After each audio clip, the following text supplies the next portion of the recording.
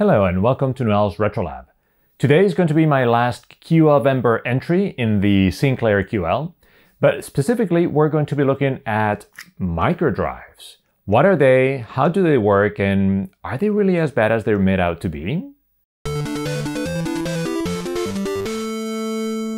So next, let's try to use the microdrives. After all, that's one of the most unique characteristics of the Sinclair QL. So what exactly is a microdrive? A microdrive is a tape-based storage technology. Unlike a cassette tape, the microdrive is aware of where all the files are and will seek them itself without the user having to search for them. Microdrive cartridges are pretty small, and inside each cartridge there's a single loop of tape. The microdrive unit itself has a motor and a single roller to move the tape. So how can it move both ways with just one roller, you may be asking yourself? Well, it can't. It just goes in a single direction, just like 8-track tapes. There are 5 meters of tape, and it can hold about 100 kilobytes. That doesn't seem much compared to 360K on a single density 5¼ disc. They could have probably made longer tapes, but that would come with a trade-off. The motor moves the tape at 75 centimeters per second, and there are 5 meters of tape, so that makes that a foot loop of the tape takes about 7 seconds, which is actually your worst case if you're trying to access something that you just passed with a read head. So if you made the tape twice as long, the worst case access time would also double. 7 seconds is kind of okay, but 14 seconds is firmly in the annoying category. So why did Sinclair go with microdrives instead of floppy disk drives, since that was clearly the emerging standard at the time? In part is because they had already manufactured that technology for the ZX Spectrum, but mostly it was because it was cheaper than floppy disk drives and Sinclair really wanted to compete in the price point with PCs and Macs. Interestingly, apart from reliability issues, which we'll talk about those later, microdrive cartridges ended up being expensive to manufacture for third parties. Only Sinclair could manufacture them because the QL drives weren't reliable enough to mass copy thousands of copies that you needed to do if you were a publisher or a developer targeting the QL. So that might have had something to do with lack of third-party support. So every QL machine came with 2 microdrives, and potentially you could chain other microdrives. And yeah, these go in, obviously you would have the top case. These go in like this. And so this is the head that reads the microdrive, and then this is the motor that spins the microdrive very quickly. Just from a purely design point of view, this would kind of drive me crazy that they don't go in straight. You push it in, and then you really need to put it at an angle before it clicks into place. So that's a little weird. An important part of the microdrive is this spongy foam that it has over here, actually just like a cassette tape, and that makes it so that the tape itself can make good contact against the read head, like that. Like it just presses it a little bit so it makes contact all around. I'm saying that because those spongy bits are notoriously delicate, and over time, they tend to break and come off very easily. And one of the worst things that can happen is if while the unit is working, it comes off and then somehow it gets sucked into the inside. And that would be it for this particular microdrive tape. So it's not a bad idea to replace those, or at least check if they need replacement. If you touch them and they quickly come undone, then they probably need replacement. This one seemed totally fine, so let's see if we can get it to work. I was so used to other operating systems that I typed dir, and then I realized that no, you need to type which microdrive you want to get a directory from afterwards. But we're getting that not found error, which doesn't look good. Let's try moving the microdrive cartridge to the second unit. Okay, that worked great, and we got the directory content, so I wonder if the first drive is not working. I thought maybe that wasn't a big deal and I would try running it directly from the second drive, but it looks like some programs are hardwired to only run from microdrive 1, so we need to fix this. The first thing is to make sure the roller is nice and clean and in good shape. So I give it a quick rub with isopropyl alcohol, and the cotton came a little dirty, but nothing much in there really. As I suspected, that made no difference whatsoever, so let's try swapping the two microdrives. Both of them are identical, there's nothing keyed to one or two, so we can just swap them and see if it's a problem with the microdrives or something in the board that controls them. Let's try this again. So this one should work in drive 1. And great, it does. And now let's swap it to drive 2. And it fails right away, just like before, so it's definitely the drive. Before we start with anything complicated, let's just clean the head really well to make sure that's not the problem. Also, even though the roller looks just fine, I'm going to take it out and I'm going to put it back in upside down. That's because I read that it often gets worn unevenly, so if that's the case, putting it upside down should probably fix this problem. Well, that wasn't it. So now let's make sure the 7805 voltage regulator is working correctly. So let's see, this should be the input. Yep, that's 9 volts. And the output should be exactly 5. Yep, 5.1. That's good enough. Let's compare with this one. I'll just get ground in here. It's easier. Yep, 5.1. So that's not the problem. So it's looking more and more like the problem with this microdrive is the ULA. At this point, I think we can rule out a mechanical failure, at least from the test we've done. And it's looking more and more likely that the problem is the ULA that comes with the microdrive itself. So let's run a few more tests and see if we can isolate that problem. The QL service manual has a great section on microdrive fault finding. It first recommends doing some mechanical checks, which we've done all of them already, the roller, checking that the heads are clean and all of that. But then it has a second part looking specifically at some of the signals at the ULA. For that, they have a basic program that simply writes a 100 kilohertz signal to the microdrive itself and then continuously reads it back. Then they recommend looking at the signals at some specific pins of the ULA, and those signals need to match the description on the service manual. The first thing we need to do is type the program. It's not very long, but I have a little helper that will help me with it.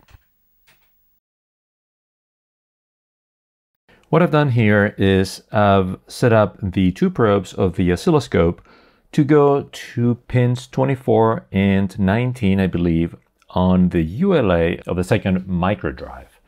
Those are the pins for data 1 and data 2, which are the alternating data channels that are being written to or read from the microdrive cartridge itself. So let's go ahead and so I already typed it earlier, and now I need to load it from here. It's a little tricky with the keyboard over here. Okay. Oh, interesting. Right, this makes sense. We're seeing the signals for data 1 and data 2, even though I only have those connected to microdrive 2 and we're loading that from microdrive 1. The reason we're seeing that is because those are common. So the QL can only read or write from one of the drives at once. So we actually get to see what the shape of those signals looks like for a good microdrive. And they looked very, very square, very, very neat and perfect. So I'm going to take this out because I don't want to be writing to this cartridge. And I'm just going to put another one. So now I'll tell the test program that we want to be using drive 2. And as soon as I press enter, this is going to start. So I think. So here we have the two channels, the data 1 and data 2. They should have very similar signals. I think they're just like slightly offset because they're interleaved. And we are first going to see the data that the QL is writing to the drive. So if we don't see square waves pretty much in both, then there's a problem with how we're writing to the drive. And then it's going to beep and it's going to start reading back. So if the signal changes, then the problem is with the reading. Okay, so let's give this a try. So that's the writing, and we get clear signal in both of them. And in a second, we're gonna, there we go. Now we get the beeping, and now we're reading, and there's nothing on this channel. So data 2 looks totally fine, but data 1, it looks like there's absolutely nothing there. So that definitely points towards a potential bad ULA. Let's actually do the same thing with Microdrive 1, since we know that one is working. So I'm going to switch the cartridge over to here. And again, we're going to be able to see data 1 and data 2 because those are common. It doesn't matter that I'm attached to that one in particular. So I'm going to tell it to use drive 1, and let's see. So we're writing just like before. It's interesting that we don't see them offset. I expect them. And there you go. So when we read back, we have that square wave in both of them. Let me do a capture. I guess they're slightly offset, not completely, which actually that's probably what I would expect because it's almost writing in parallel. So that makes sense. By the time it's done with this one, it starts with that one. So that makes sense. So that's what a healthy one is supposed to look like. So the next recommendation from the technical manual is to look at the signals coming out of pins 4 and 5 out of the ULA, or I think 14, 15 if you're looking at the other sort of the other segment of the ULA that deals with data 2. And I believe those are signals closer to what's actually being read or written to the head. So that gives you an idea of whether the problem is getting those signals from the head or the actual amplification. So I have it hooked up in there, and let's go ahead and see what happens. So I have this hooked up to Microdrive 1, so the one that is working correctly. I want to see what those signals look like in a healthy drive, and then we'll move them over to drive 2 and check that. Unlike data 1 and data 2, those are not shared, so I do have to move them back and forth. So let's try it with this one. The scale, by the way, is different. And actually, I think there's a different scale for reading and for writing. So I think I'm supposed to put all the way to 1 volt for scale for writing. And then it looks like the reading is a smaller signal. So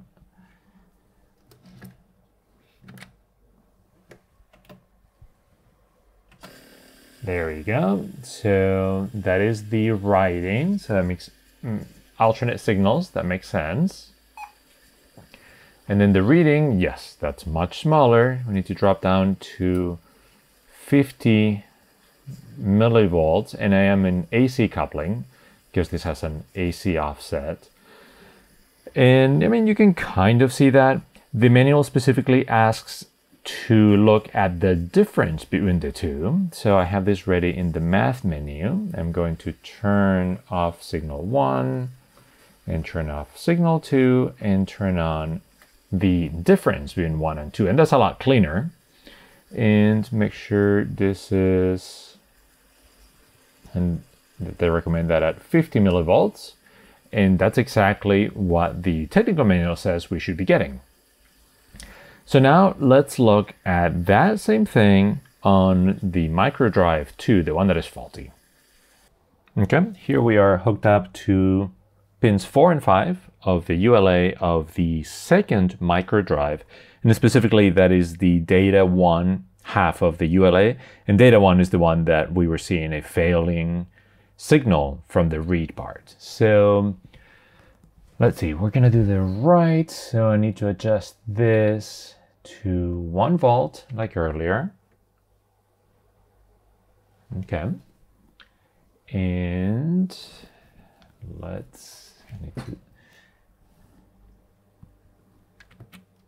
need to run the test on the second drive.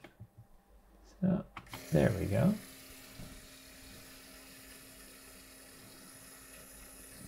We don't see anything. There's absolutely nothing there. And then the reading.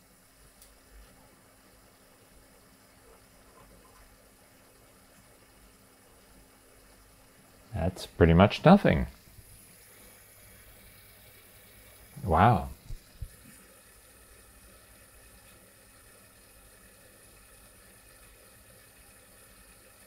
The weird thing is that I didn't see that in either one. Oh, right, because this is data 1. This is data 1. It's not data 2. And there was nothing in either one of them. Just to make really sure, I'm going to probe one of those two just by hand. I don't want, sometimes these are not very good connectors. Sometimes they will not make connection there, and then we're dealing with such low voltages and small signals that I guess it's possible. So I'm going to do that by hand, which means I need to turn it off first. Okay, so I'm just holding it by hand to make sure there isn't a bad contact. And then I need to reach over the keyboard. That's the writing. And we should be seeing really much bigger signal than that. Like, that's just the noise. And notice how it made absolutely no difference there in reading mode. So yeah, it just looks like whatever we're sending to the ULA, it's not generating any signals, and then of course it's not reading any signals back. So that to me means it's not the head, because that's always a possibility. The head or something else, but it's definitely the ULA. We tell the ULA to write something in data 1 and it's not doing anything. So it looks like we should definitely replace the ULA in the Microdrive. Now this is not a chip you can easily find available. It's a ULA, so it's a custom chip that Sinclair produced for this. But there's still spares out there. And I was lucky enough that Chris from the QL forum sent me one along with a very nice note. Thank you so much, Chris. So here's the replacement one.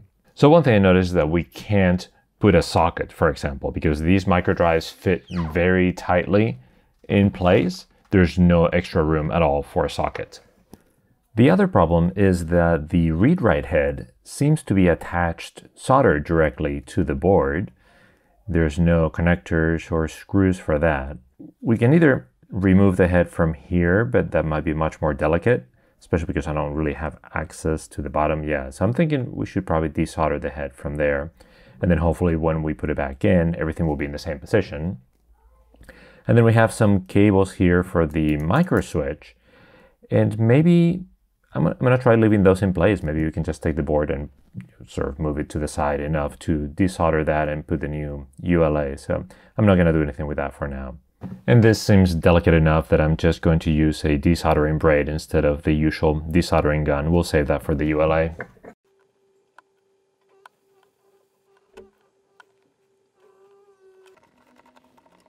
I'm going to go ahead and remove the micro switch just to have more room to maneuver over here. These wires are pretty tight. Yeah, much easier. Just need to carefully check that all the connectors for the head are loose.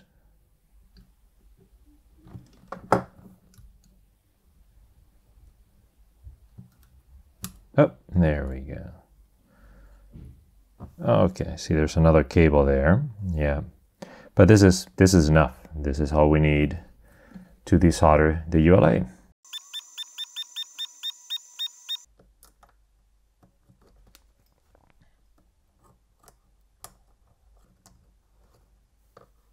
I have to say that was one of the toughest integrated circuits I have desoldered so far.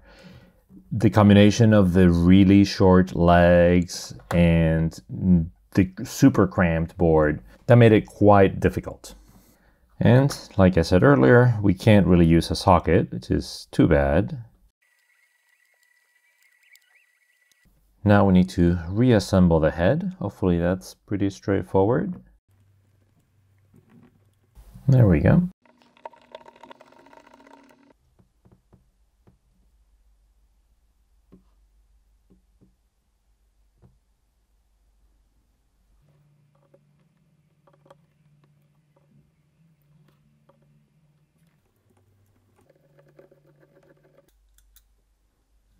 time to reassemble it and test it. Let's put a cartridge that we know it's working on Microdrive 2, and let's request a directory in it. That sounds better already, before you give us an error right away. And there you go, we get the contents just fine, so it was definitely the ULA, and this Microdrive is working. Looking through the different cartridges I have, I found one that doesn't have a felt padding at all. Apparently it just fell away over time, hopefully not inside the cartridge itself. This is what the felt pad is supposed to look like. It just sits on top of that metal piece. So let's try to make a replacement.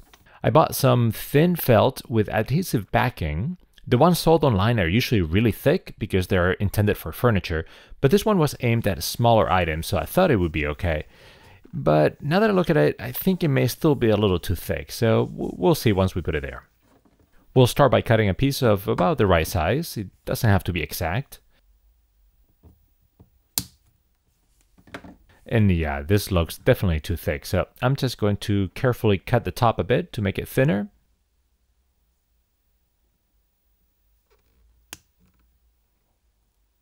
Yeah, that's better. If this is adhesive backing, I can't figure out how to peel the protective plastic, so I'm just going to glue it with a drop of super glue and being extra careful not to drop any inside the cartridge, or that will be the end of it.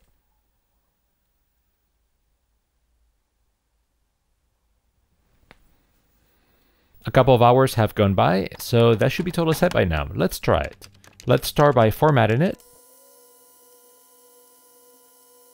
Okay, that seemed to work. We got some bad sectors, but I know by now that that's supposed to be normal.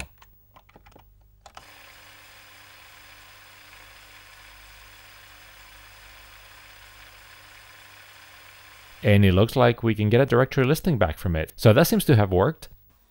Unfortunately, right after that, I went to use the cartridge, and this is what I got. It spins and spins and spins, and it never returns. So maybe that's not working as well as I thought. I did read that some felt pads attract static electricity, and that prevents the head from reading correctly. So maybe this is one of those felts. Fortunately, Chris from QL Forum also sent me some felt pads that he's tested before, and those don't accumulate any static electricity. So let's put one of those and see if that fixes the tape. Oh, and I just noticed those are stickers to put on the Microdrives. They're the Sinclair one of the right side, so that's awesome. Such a nice touch to have something like that. Thanks so much again, Chris. And these might have a real adhesive backing. Yeah.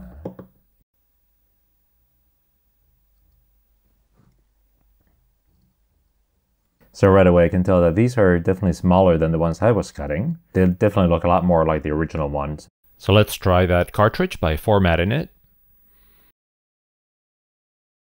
And yeah, this one formatted correctly, so this is great. It must have been the type of felt that I chose that didn't work very well for this. So how were the Microdrive cartridges? I keep hearing reports or horror stories about how they were very unreliable. Initially, I thought I couldn't really address this issue other than seeing that some of these cartridges had their felt pad missing. But once I got the two Microdrives swapped and I tried running the word processor from Microdrive 1, it failed. Sure, it was just a copy of the original, but still, and I know it's just a data point, but it's not encouraging, especially given all the other data out there about failing cartridges. Also, it certainly doesn't inspire me with confidence seeing the message 210 out of 232 sectors after formatting. And in case I thought it was just my old tapes, the super basic book that I was using as a reference, which is one of the big ones written at the time, also shows that same thing, so it must have been a totally normal thing even back then. Reliability aside, how fast were they? I assumed that being a tape medium, it would have to be pretty slow. But since we like hard data here at the Retro Lab, let's set up an experiment. I'm going to write a 32 kilobyte binary file to the Microdrive and read it back. Then we'll do the same thing with other mediums. The easiest way to do this on the QL is to use the sbytes command, save bytes. I'll save the memory area of the screen, which happens to be exactly 32 kilobytes.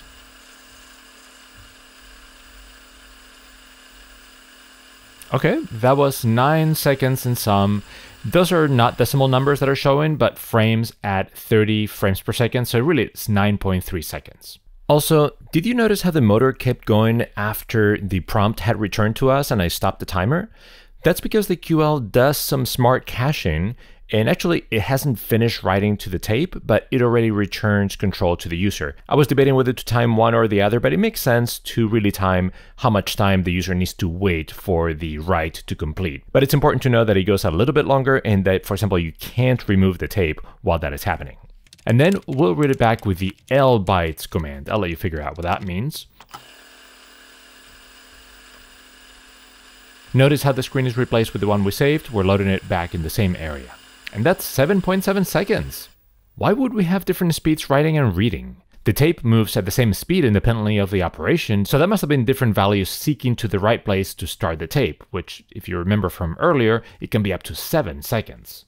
Now let's try the same thing, but writing to disk on an Amstrad CPC 6128. I'll save a 32 kilobyte binary file and...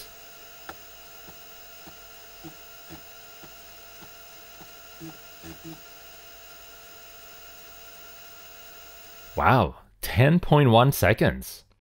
I can't easily read the 32 kilobyte at once, so I just saved two 16 kilobyte files and I'm going to read them back to screen memory one right after the other.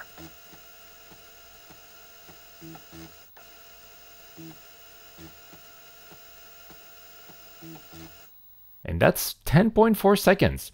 At least that's consistent. It's almost the same amount of time as writing a single 32 kilobyte file, plus a little bit more for overhead loading two files, but at least that makes sense. And just for fun, let's try with a traditional audio tape on the Amstrad. Ready? Go! Oh boy, this is gonna take a while.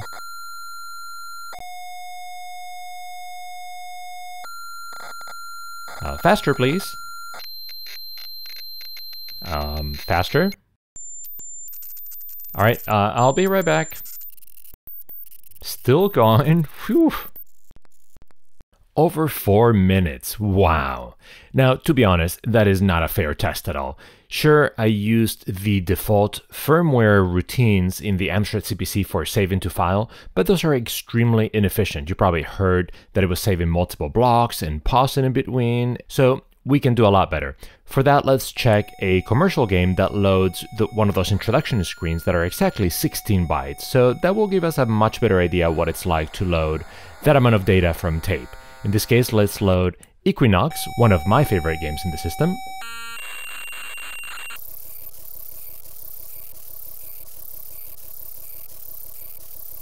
And yeah, check it out, it's under 1 minute.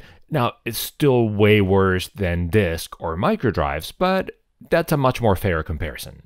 So the results are in, and the Microdrive is actually slightly faster than the floppy disk drive on the Amstrad CPC. Looking at the specs, it's listed as being able to transfer data up to 15 kilobytes per second, and we're only saving 32 kilobytes. So I suspect that the majority of what we're seeing is actually the time to seek to the right spot to start saving or reading the file, plus just a couple of seconds for the actual data transfer.